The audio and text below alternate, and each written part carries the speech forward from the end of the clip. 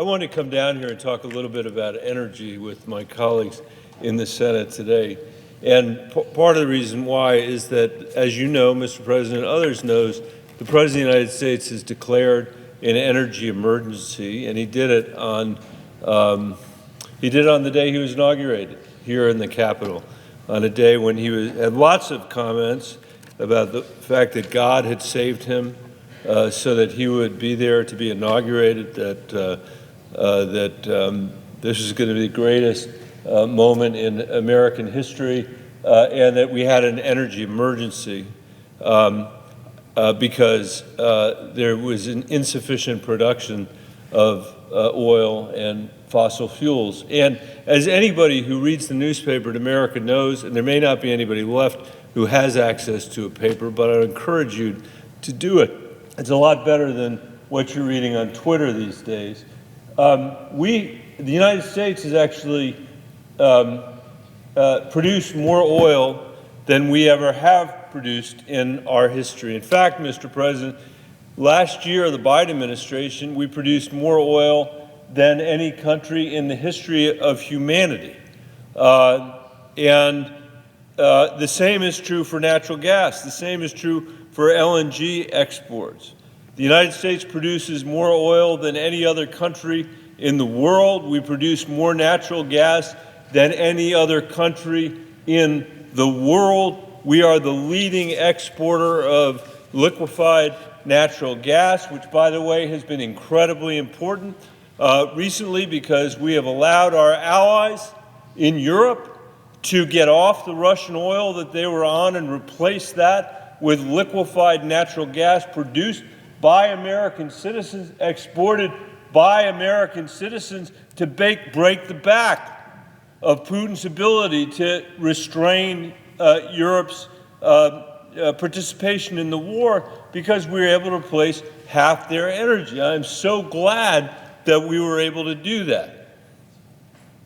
And we are also the world's leading producer of renewable energy as well. And we have seen a huge amount of growth in solar, a huge amount of growth in wind. And I like to think of Colorado as the place that started an awful lot of that. And we are both a producer of fossil fuels and a producer of renewables. And we know it takes everything to drive this economy, but we want to do all of this in a way that's cognizant of the very real climate issues that our globe faces and that our country faces.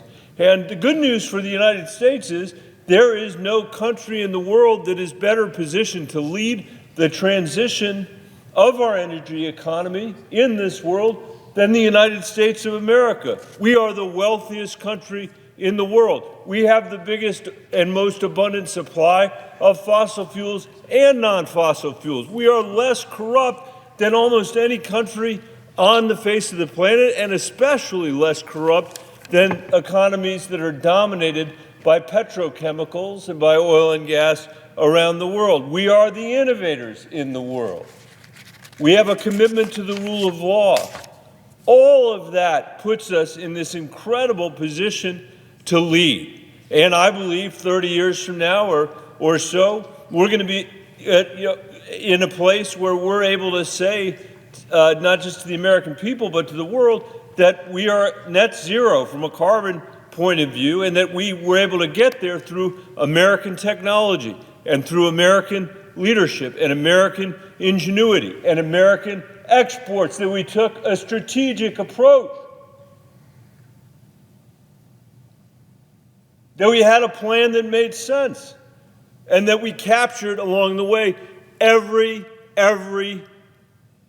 molecule that we could find of fugitive methane from oil and gas and from agriculture and from landfills, that we said yes to wind and solar, that we said yes to nuclear and yes to geothermal, that we said yes to investing in emerging technologies like hydrogen, like carbon capture, and like the carbon dioxide removal bill that I have with my friend Lisa Murkowski from Alaska, which just goes to show you can have a bipartisan approach.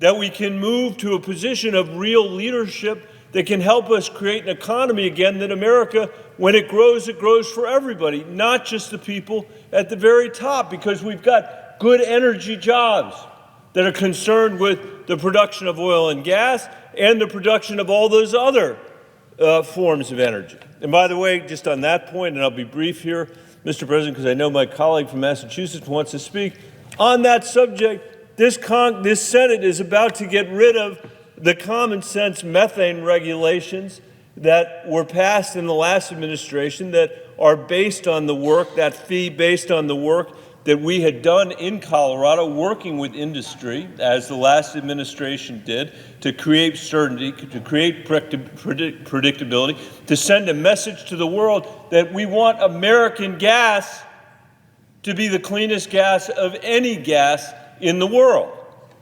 And having us capture that fugitive methane is a hugely important part of that. We are saying no to that now. We are saying yes to the air pollution that's going to result. We are saying yes to the climate pollution that will result. I say to my colleague from Massachusetts while she's here, I take no pleasure, and the President knows this, from the fact that Donald Trump is our president. I regret that he is our president, but he is our president. And one of the ways he got to be our president is that he was elected twice. And in fact, more people voted for him this time than voted for him the last time. I regret that. I am sorry for that. And I think there are lots of reasons for that. But I think one of the reasons for that is that there is a mythology out there that the Democratic Party believes that we're going to turn fossil fuels off yesterday, or that we're going to turn fossil fuels off next week, or that we don't respect the men and women that work in our energy fields or in our energy processing across the country. If there are Democrats that feel that way, I disagree with them.